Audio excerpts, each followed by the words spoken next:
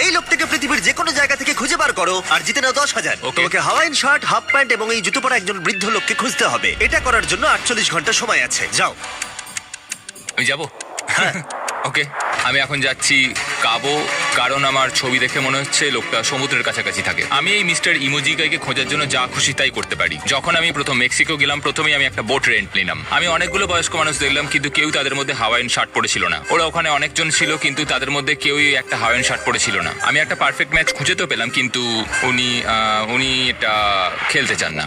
নতুন প্ল্যান, আমি 10টা হাওয়াইন শার্ট কিনলাম আর তাদেরকে দিলাম, দেখি তারা এটা পরতে চায় কিনা।